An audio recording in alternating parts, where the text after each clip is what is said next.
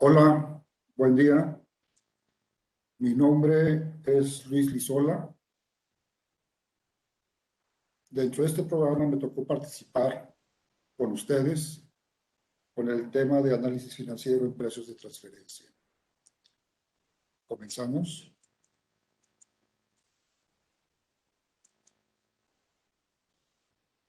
He descompuesto el concepto de análisis financiero en precios de transferencia en esos tres elementos, porque primero el análisis, vamos a decir en términos genéricos, se debe primero de abordar con seriedad y rigurosidad en el manejo de la información. Esto es fundamental dentro de cualquier actividad que implique el desarrollo del análisis o de un análisis. Segundo, es muy importante siempre considerar cuáles son las definiciones y las unidades de medida comprendidas en la información que estamos utilizando, ¿sí? Y tercero, hay un concepto que es fundamental, que son el concepto de comparación y así también como el concepto de homogeneidad, ¿sí?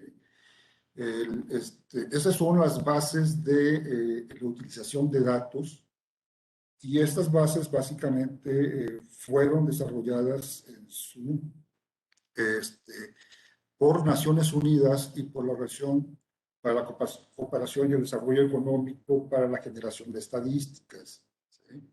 Estas recomendaciones, en esos términos, el concepto de homogeneidad y el concepto de comparabilidad han sido retomados por la mayoría de los países que generan estadísticas.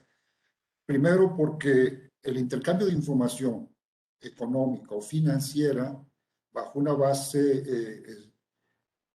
base homogénea es fundamental para el análisis, ¿sí? En este sentido, el análisis es básicamente la observación de datos.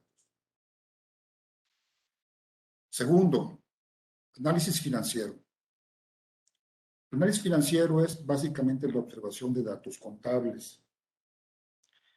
El análisis financiero consiste en una serie de técnicas y procedimientos que permitan analizar la información contable de la empresa para obtener una visión objetiva acerca de su situación actual y cómo se espera que esta evolucione en el futuro.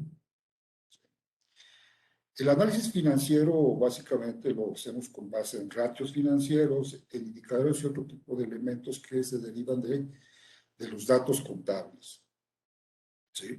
Cuando realizamos el análisis financiero, el objetivo básico es obtener un diagnóstico que permita que los agentes económicos interesados o relacionados con la empresa, su organización, tomen decisiones acertadas. Por lo general, vamos a encontrar dos tipos de agentes. Uno, lo que son los agentes internos de la organización, es decir, básicamente quienes toman decisiones al interior de la empresa, y otros agentes externos que tienen la necesidad de revisar la evolución de la propia empresa, ¿sí? Ahora bien, cuando incorporamos el concepto de análisis financiero en precios de transferencia, entonces ya la observación de datos contables se refieren a operaciones entre partes relacionadas. Y esto es muy importante también delimitarlo de esta manera porque, por principio, el análisis de las operaciones entre partes relacionadas se debe realizar a nivel transaccional. ¿Esto qué significa? Que el propósito de este análisis, que está determinado por las directrices en materia de precios de transferencia emitidas por la OSDE, parten del principio de que lo que se debe de observar es la operación en sí. Y esto implica la necesidad de segmentar la información. Entonces, esto es importante. Yo creo que esto ya lo vieron en otro de los temas ya impartidos, pero esos son los elementos que debemos de contemplar cuando llevamos a cabo este tipo de análisis, ¿sí? Entonces, observación de datos contables de operaciones entre partes relacionadas. Este es el propósito del análisis financiero en precios de transferencia. Estas son básicamente algunas consideraciones que se han establecido sobre la materia. Es decir, la importancia de revisar si las operaciones cumplieron con el principio de independencia efectiva, cuáles son los estados financieros que debemos de tomar en cuenta para poder llevar a cabo el análisis financiero. Ustedes saben que por lo general hay 3 estados financieros básicos: el de resultados, el balance general o de situación financiera y el del flujo de efectivo, ¿sí? Y la otra cosa fundamental que es importante conocer la estructura de ambos estados financieros. Bien. El análisis financiero generalmente lo desarrollamos, vamos a decir que en 3 planos. El primero es la determinación de los resultados de la empresa objeto de análisis. Esto obviamente lo obtenemos del estado de resultados, ¿sí? Y como comentábamos, en este caso, en este plano, lo podemos tener dichos resultados a 2 niveles. Primero, a nivel de los resultados generales de la empresa, es decir, todo el resultado de su operación. El segundo plano el segundo elemento estaría determinado a nivel de las operaciones objeto de análisis. Es decir, en la medida que podamos segmentar la información financiera en función de los requerimientos del precio de transferencia, es como llegamos a este segundo nivel de este plano, ¿sí? De hecho, las normas de información financiera consideran como parte de la generación de los reportes a través de los estados financieros, la segmentación de información, ¿sí? Y generalmente esta segmentación de información, las normas de información financiera la ubican en dos vertientes. Una puede ser segmentación por mercados, dependiendo de la actividad que desarrolla la empresa, o segmentación por divisiones, ¿sí? Nosotros lo que procuramos buscar siempre es trascender este tipo de segmentación e ir a la segmentación de la operación. El otro plano consiste en la determinación de los principales indicadores de utilidad, ¿sí? Vamos a ver ahorita un poco más adelante. Yo creo que ya los vieron cuando vieron la parte de los métodos, que en general son básicamente el margen de costo adicionado neto, el margen operativo, ¿sí? El margen bruto, etcétera, ¿sí? Y el otro plano tiene que ver con la determinación de los ratios relacionados con el capital de trabajo. Ahora bien, las normas de información financiera señalan básicamente lo que deben de contener los estados financieros. Las normas no dicen cómo se deben de presentar. Dicen lo que deben de contener a fin de que siempre se consideren los elementos que reflejen el total de los resultados derivados de la operación de la empresa. ¿Sí? Este esquema que les estoy presentando es la estructura del estado de resultados integral, tal como lo presentan las normas de información financiera. ¿Sí? Como ustedes pueden ver, pues son bastantes, vamos a decir, bastantes apartados, lo que permite ver no solamente el resultado de la propia operación de la entidad que estamos analizando, sino también aquellos elementos que se pueden derivar de los resultados de sus afiliadas o donde tienen acciones, etcétera, ¿sí? De manera de que se pueda obtener una visión integral de lo que la empresa está teniendo con su actividad y con su participación posiblemente en otras empresas. ¿Sí? Bien. La otra parte que tiene que ver con la estructura El balance general de esta situación financiera ustedes lo conocen bien, son básicamente lo que tiene que ver con el activo y el pasivo, ¿sí? Y vamos a considerar que pasivo en términos generales, es decir, tanto lo que le debo a mis fuentes de financiamiento, que son básicamente dos, las deudas y el capital. Es la parte general del pasivo. Sí, y en la parte del activo, pues bien, son por los bienes que hemos adquirido, y así como los derechos a los que la empresa de quienes le deben, ¿sí? Es decir, este estado financiero lo que me permite es ver en qué ha invertido la empresa y de dónde se ha obtenido el financiamiento. Aquí hay un elemento importante de considerar, que es que ustedes deben de fijarse en la presentación tanto del estado de resultados como del balance, porque dependiendo de la actividad económica en la que esté ubicada la empresa, dichas presentaciones pueden variar y sí, esto es muy, muy, muy importante de considerar. Por ejemplo, el sector financiero tiene ciertas características para presentar sus estados financieros. El sector hotelero tiene ciertas características para presentar sus estados financieros. Las empresas que se dedican al arrendamiento tienen ciertas características para presentar sus estados financieros.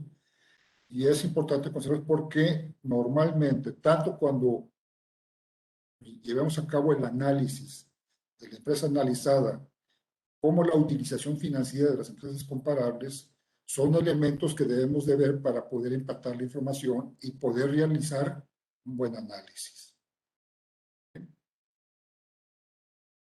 Bien.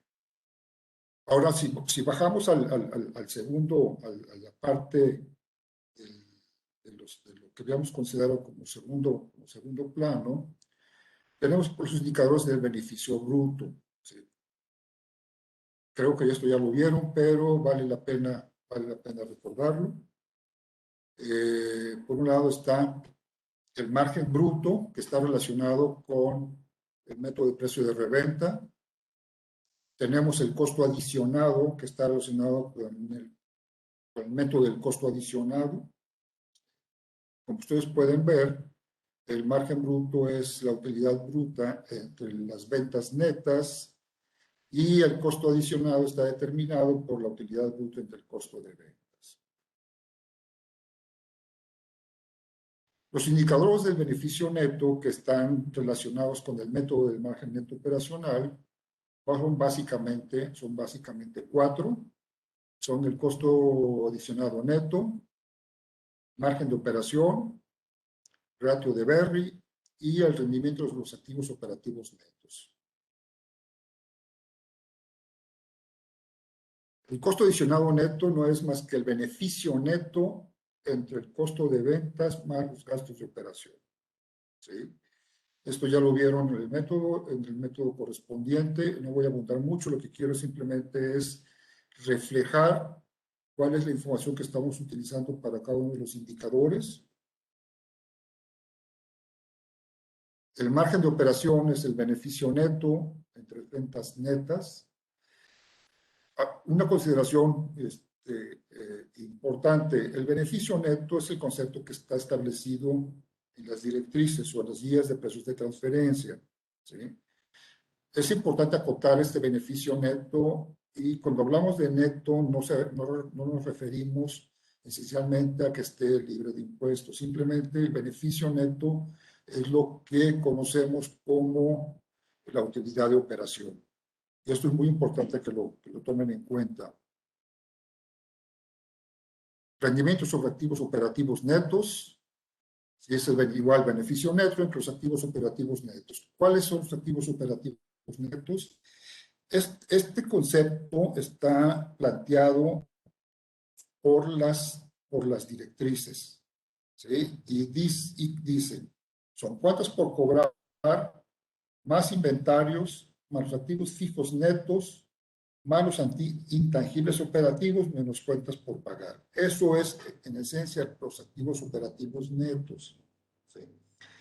Y les voy a comentar que esto es importante porque ustedes podrán abordar el análisis del rendimiento de un determinado activo de diferentes maneras, porque inclusive si ustedes utilizan cierto tipo de bases de datos, la definición de activos puede cambiar.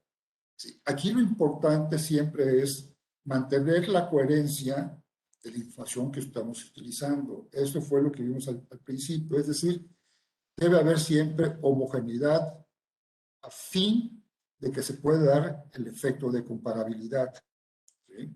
Ustedes bien pueden utilizar simplemente el total de los activos, pero mientras analices, y esos conceptos se deben de aplicar tanto para la parte de la empresa analizada, de su información, como la información que voy a obtener de las empresas comparables.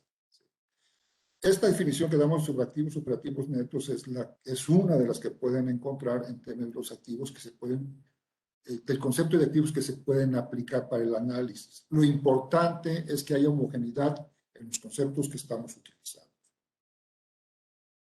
El otro el otro indicador de beneficio neto es el ratio verde, que es, vamos a decir que es el beneficio bruto entre los gastos de operación. Ustedes con toda seguridad ya vieron en detalle la aplicación de cada uno de estos conceptos cuando vieron lo de los métodos. Algunas consideraciones sobre el análisis financiero son estas que se obtuvieron de las propias directrices, ¿sí? Dice, disculpen que se los lea, pero es importante para poderlos comentar. Dice, los indicadores del beneficio neto de la empresa asociada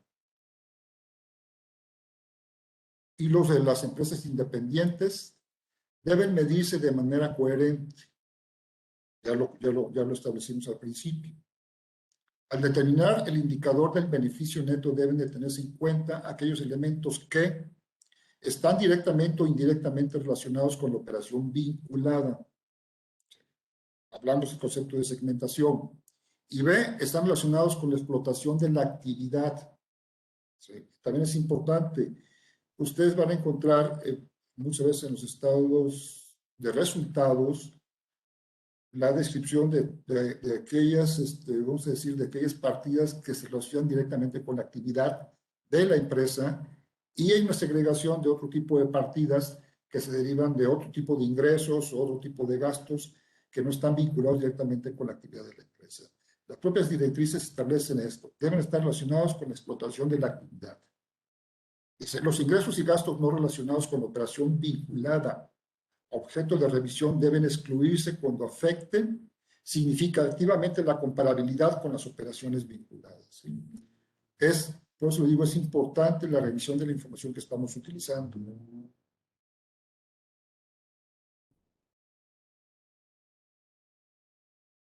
Dice, los elementos no relacionados con la explotación, tales como los ingresos y gastos por intereses y los impuestos sobre la renta, deben de excluirse de la determinación del indicador del beneficio neto. En términos generales, también deben excluirse los elementos excepcionales y extraordinarios de naturaleza no recurrente. Eso es importante, que normalmente a veces es necesario recurrir incluso a balanza de comprobación para ver cuando hubo una variación extraordinaria en los gastos registrados por la empresa y que se pueden derivar de un gasto excepcional o extraordinario y que está afectando los resultados del ejercicio analizado. ¿Sí? Eso es importante también considerarlo. Dice, en aquellos casos en los que exista una correlación entre las condiciones del crédito y los precios de venta, puede ser apropiado reflejar en el cálculo del indicador del beneficio neto las rentas percibidas en conceptos de intereses respecto del capital circulante a corto plazo o proceder a un ajuste del capital circulante. Bien. Este concepto que estamos planteando aquí es lo que correspondería al tercer elemento que vimos al principio, que relacionamos con los indicadores correspondientes al capital de trabajo. ¿Sí? Y ahora sí entramos al concepto de capital de trabajo en precios de transferencia. ¿Por qué es importante el análisis del capital de trabajo en precios de transferencia? Para esto, primero quiero mostrarles lo que es el concepto de flujo de efectivo, porque a través de este estado financiero, que muchas veces no lo utilizamos para fines del análisis de precios de transferencia, del análisis financiero para precios de transferencia, sin embargo, tiene un concepto muy importante que es el concepto de la variación del capital de trabajo. ¿Sí? Como ustedes pueden ver, el flujo efectivo básicamente comprende tres apartados, que es los resultados operativos, los resultados de actividades de inversión y los resultados de actividades de financiamiento. ¿Sí? Y la variación de capital de trabajo juega un papel fundamental porque al final es la forma como estamos manejando o como refleja mucho el manejo de la empresa en el corto plazo. Otras premisas sobre el flujo efectivo son estas. El capital de trabajo representa un mayor reto por su variabilidad en el corto plazo. Eso muchos de ustedes que están en tesorería lo deben de entender con mucha claridad. Dice, una reducción del ciclo de conversión incrementa el flujo de caja libre, creando valor para la empresa. ¿Eso qué significa? Que en la medida que manejamos de manera adecuada la parte que tiene que ver con el capital de trabajo, estamos generando valor para la empresa. Otro elemento fundamental para considerar este tema es la coyuntura.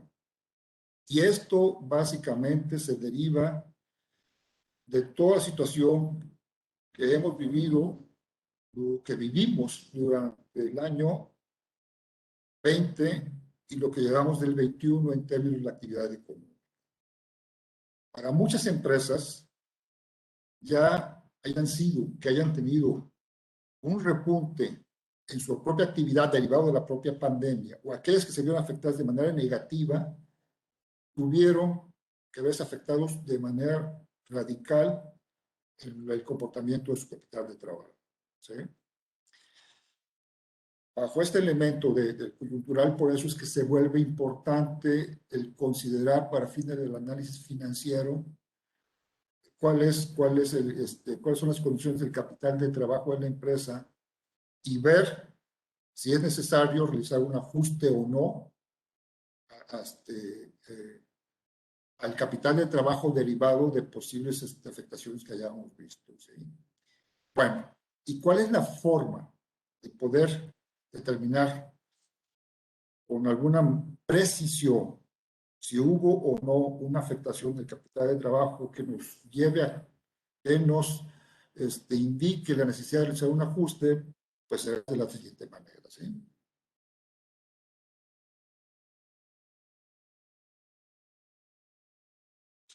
Dice, los ajustes de capital circulante pueden resultar oportunos cuando se aplican el método del margen neto operacional. Eso yo creo que ya se los comentamos. Si no, de cualquier manera, todo esto lo vamos a ver en la siguiente sesión de manera un poco más amplia. ¿Sí? Dice, estos ajustes de capital circulante solo deben considerarse cuando impliquen mejorar los comparables y siempre que puedan hacerse ajustes razonables y precisos.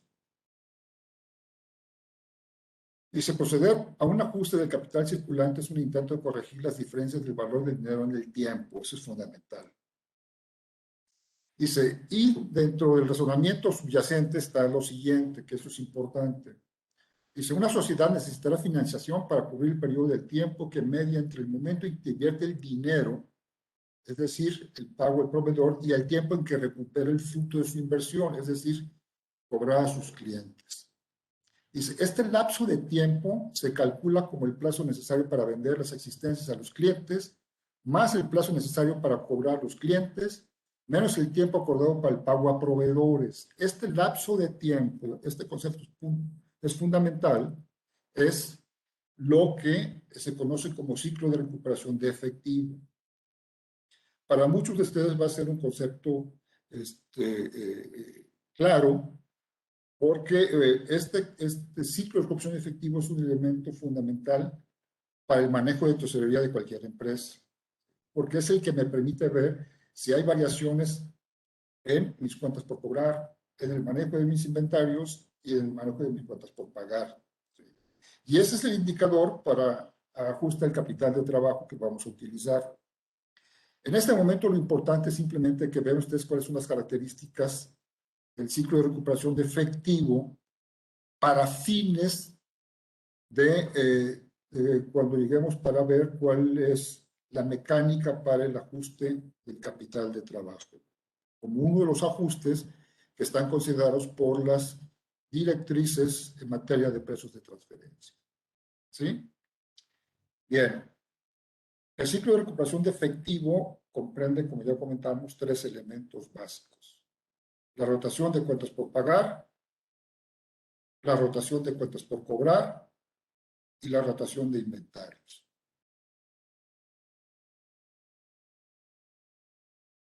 ¿Qué es el ciclo de recuperación de efectivo?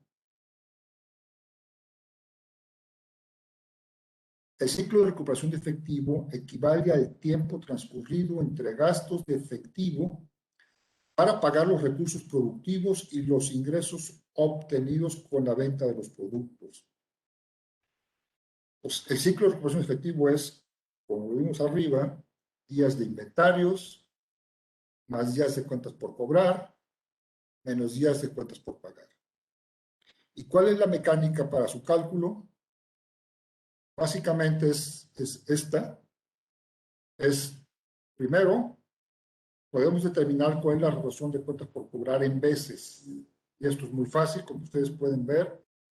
Es simplemente dividir las ventas entre el promedio de las cuentas por cobrar, el promedio anual de las cuentas por cobrar. Y aquí lo que podemos tomar es simplemente cuál fue el saldo de cuentas por cobrar al inicio del ejercicio contra el saldo de cuentas por cobrar al cierre del ejercicio. El promedio de estos dos saldos es el que utilizamos para calcular esta rotación de cuentas por cobrar en veces. Y ahora bien, la rotación de cuentas por cobrar en días tenemos dos formas de calcularlo. Una es multiplicando ese promedio que ya determinamos de las cuentas por cobrar, lo multiplicamos por 360 días y lo dividimos entre las ventas netas del ejercicio. ¿Sí? Y para determinar el periodo de promedio de cobranza es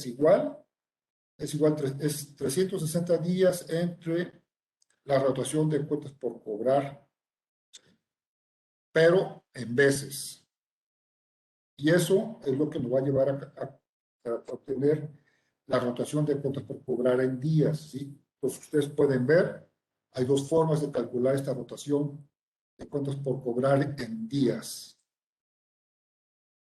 La rotación de inventarios es igual, es la misma mecánica que la de cuentas por cobrar. La única diferencia es que vamos a utilizar el costo de ventas en lugar de las ventas netas. El costo de ventas dividido entre el promedio de inventarios del ejercicio. Y usamos la misma mecánica. Saldo de inventarios al inicio del ejercicio contra el saldo de inventarios al cierre del ejercicio. ¿Sí? Y esto me va a dar la rotación de inventarios en veces. Y vamos a usar la misma fórmula que usamos para cuentas por cobrar para la rotación de inventarios en días. ¿Sí? La principal diferencia está, ustedes pueden ver en los conceptos. La rotación de cuentas por pagar en veces, igual, usamos el concepto de costo de ventas entre cuentas por pagar promedio,